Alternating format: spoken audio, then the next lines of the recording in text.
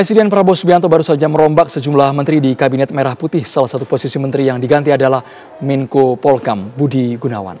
Bagaimana penegakan hukum pasca reshuffle? Kami ajak Anda bergabung bersama dengan pakar hukum pidana Universitas Indonesia, Bang Aristo Pangaribuan. Bang Aristo, kami ingin tahu posisi Menko Polhukam telah diganti meskipun kita belum tahu siapa yang mengisi kursinya. Tanggapan Anda seperti apa, Bang, terkait penegakan hukum di tanah air? Oke, Mas Andromeda, sulit untuk kita tidak menarik kesimpulan bahwa reshuffle Menko Polhukam ini berkaitan dengan aksi demonstrasi. Karena kita tahu ya, Menko Polhukam ini kan membawahi institusi penegak hukum ya, yang perannya krusial di dalam aksi demonstrasi kemarin. Krusial bukan hanya dalam menegakkan hukum terhadap demonstran, tetapi juga kita lihat ada isu-isu persaingan antar institusi keamanan di dalam demonstrasi itu.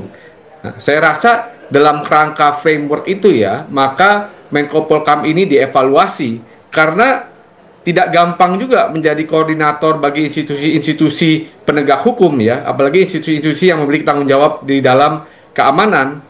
Dan selanjutnya kita juga lihat dalam seminggu terakhir ini mengenai demonstrasi, kita tidak lihat lagi peran Menko Polhukam memberikan statement atau mendampingi presiden. Jadi saya rasa reshuffle terhadap Menko Polhukam ini ya memang sudah direncanakan dan kita lihat tetapi masih belum bisa menemukan penggantinya karena tadi bebannya berat menjadi Menko Polhukam ini karena isu-isu tadi. Begitu, Mas Andromeda. Artinya posisi Menko Polhukam yang harusnya krusial tapi secara kinerja tidak terlalu mencolok di mata Presiden, Bang Aristo. Iya, karena begini, bukan hanya tugasnya yang sulit ya sebagai Menko Polhukam ya, karena dia harus mengkoordinasi. Yang kedua, kita tahu Menko Polhukam ini ada keterbatasan kewenangan sebenarnya. Dia kan koordinasi. Kita lihat dulu Pak Mahfud Menko Polhukam sebelumnya, waktu namanya masih Menko Polhukam, dia mengeluh bahwa dia tidak punya kekuatan eksekusi karena dia hanya mengkoordinasi institusi-institusi, dan institusinya institusi yang sangat powerful, institusi yang pegang senjata karena berkaitan dengan penegakan keamanan. Artinya mengkoordinasi peran-peran institusi yang powerful tersebut, apalagi di dalam menanggapi satu aksi demonstrasi yang skala nasional seperti itu, ya itu sangat krusial dan sangat berat, dan mungkin Presiden melihat beban ini tidak mampu ditanggung oleh Pak Budi Gunawan sehingga di reshuffle, karena itu kan bahasanya evaluasi dan masukan. Begitu, Mas Andromeda. Tapi dengan waktu 11 bulan secara kinerja fungsinya yang harusnya mensinkronisasi antara kebijakan bidang politik dan keamanan, betul-betul menurut Anda nol gitu, Mas? Saya tidak mau memberikan skala ya, tapi begini, kita lihat ada persoalan-persoalan signifikan. Satu, sebelum demonstrasi ini saja, kita tahu ada satu persoalan persaingan institusi misalnya, kepolisian dan kejaksaan. Kita dengar itu menjadi isu. Itu di bawah Menko Polhukam. Yang kedua, kemudian demonstrasi. Demonstrasi ini juga ada isu tentang persaingan institusi antara TNI dan kepolisian. Ketiga, demonstrasi itu kemudian membesar, skalanya menjadi besar dan berujung anarkis di berbagai daerah. Dari 3 poin itu terlihat itu sangat mungkin menjadi dasar evaluasi dari Pak Presiden Prabowo ini yang pada akhirnya memutuskan untuk mereshuffle, dan tidak gampang juga mencari penggantinya melihat beban kerjanya sebesar itu dan tidak punya kewenangan eksekutorial itu, karena dia kewenangannya kan sinkronisasi, artinya dia ngobrol di sini, ngobrol di sana, menyatukan pendapat, kemudian menjaga harmoni antar institusi, itu kan tugas yang cukup berat ya. Ada eskalasi meningkat yang tidak bisa diredam yang harusnya dijalankan oleh Menko Polhukam. Kalau kita kembali ke konteks aksi yang terjadi pada akhir Agustus kemarin, Bang Aristo, menurut Bang Aristo apakah penegakan hukumnya memang sudah berjalan semestinya? Pelaku anarkistis ditangkap semua, meskipun saat ini sedang dipilah-pilah oleh aparat. Ya, betul. Itu kata kuncinya tadi itu, dipilah-pilah. Tadi pidato Pak Presiden tadi, jangan sampai orang dibawa-bawa. Jadi gini, kita pertama lihat aktornya dulu ya. Jadi aktornya betul, itu harus dipilah-pilah.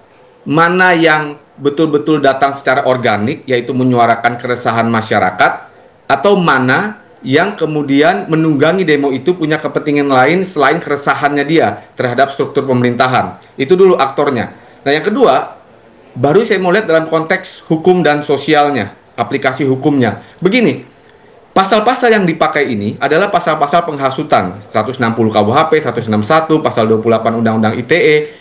Pasal penghasutan itu adalah pasal yang nyawanya adalah ketertiban umum. Artinya yang saya mau katakan adalah pasal ini ya dijerat oleh orang yang menyalakan api ya, menyalakan api dalam arti menyalakan api misalnya ini kondisi publik lagi tertib, tapi kemudian dia memprovokasi menyalakan api. Nah, di dalam demo ini, jangan lupa, demo ini kan aksi kolektif. Jadi apinya sudah ada, keresahan masyarakat itu sudah ada. Yang pemicunya soal isu tunjangan rumah DPR. Lalu kemudian eskalasinya meningkat, jadi isu soal polisi, kemudian kita tahu soal kematian Afan, brutalitas polisi. Nah, ini artinya ada suatu keresahan kolektif yang apinya sudah ada. Nah, inilah pentingnya harus dipilah. Jadi bukan tiba-tiba masyarakat lagi damai, tiba-tiba ada orang yang suruh demo. Nah, ini yang harus dipilah. Ya, karena ini keresahan kolektif, artinya harus ada kausalitas. Ya, MK juga sudah mengatakan harus ada kausalitas antara provokasi dan kerusuhan yang dibuat. Nah, sekarang saya lihat kan tendensinya kan ditangkap banyak ribuan, ya, walaupun beberapa dipulangkan, sekarang tinggal 500-an orang yang diperiksa, tapi yang penting harus ada tes terhadap 500 orang itu. Apakah 500 orang itu betul-betul memprovokasi, ada kausalitas. Jadi dia provokasi, kemudian terjadi kerusuhan. Kenapa saya katakan begitu? Karena ingat, ini bukan ketertiban umum yang sederhana. Karena ketertiban umumnya ini sudah goyah karena ada keresahan masyarakat demo eskalasi yang membesar tadi. Nah, disinilah penegak hukum harus pintar untuk memilah-milah aktor tersebut. Ya, kalau misalnya gini, kalau misalnya yang ditangkap betul orang yang datang membawa bom molotov gitu ya, ingin membakar, ya itu jelas, clear. Tapi kalau misalnya aktivis yang menyerukan di media sosial, misalnya ayo kita lawan, misalnya protes juga terhadap keresahannya dia, kemudian dia juga dijerat oleh undang-undang tindak pidana tentang penghasutan itu kan akan menjadi pertanyaan.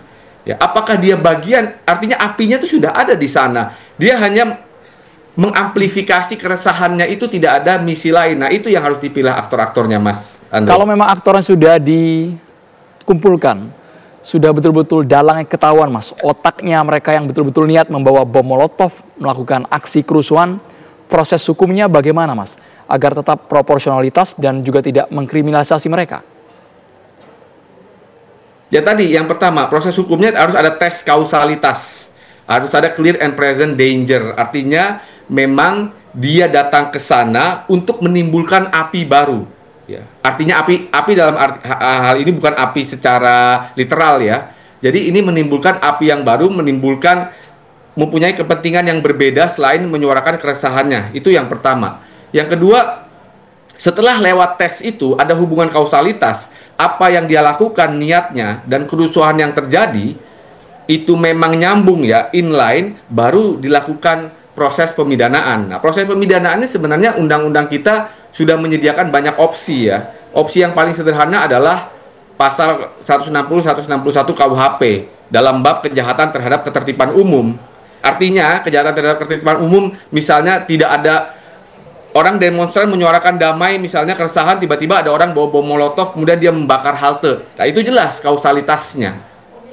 Nah, itu yang pertama. Yang kedua, hukumannya kan juga bervariasi dari mulai 2 tahun sampai 6 tahun. Itu yang bisa dipakai. Kalau memang kausalitas itu sudah diuji dan dapat dibuktikan, maka saya kira tidak ada yang keberatan untuk memproses para aktor-aktor tersebut.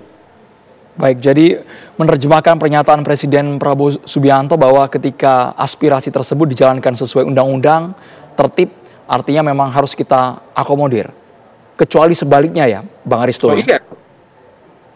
Harus diakomodir ya. Kalau tertib harus diakomodir. Dan kemudian tadi pidato Pak Presiden ya yang jam 6 sore ya. Sebenarnya jam 6 sore itu tidak ada di dalam undang-undang. Yang ada itu di dalam peraturan-peraturan teknis seperti peraturan kepolisian atau peraturan daerah. Misalnya untuk area-area seperti di Monas, area-area vital ya. Tapi undang-undang sebenarnya tidak menjelaskan soal waktu tersebut. Itu yang pertama. Yang kedua, implementasinya untuk memilah aktor tersebut tadi, yaitu kausalitas, Mas Andro. Jadi harus ada kausalitas antara perbuatan yang dilakukan, niatnya, dan akibatnya. Itu harus jelas, harus real. Nah, persoalannya polisi harus kritis karena itu yang tadi saya katakan. Ini demonstrasi ini bukan tiba-tiba terjadi out of the blue. Tapi demonstrasi ini kan lahir dari keresahan yang saya bilang tadi pemicunya soal fasilitas DPR. Dari keresahan tersebut kan eskalasinya meningkat karena ada peristiwa penabrakan Avan tadi. Nah, ketika sudah ada keresahan kolektif ini, maka polisi harus lebih kritis untuk menentukan kausalitas tersebut.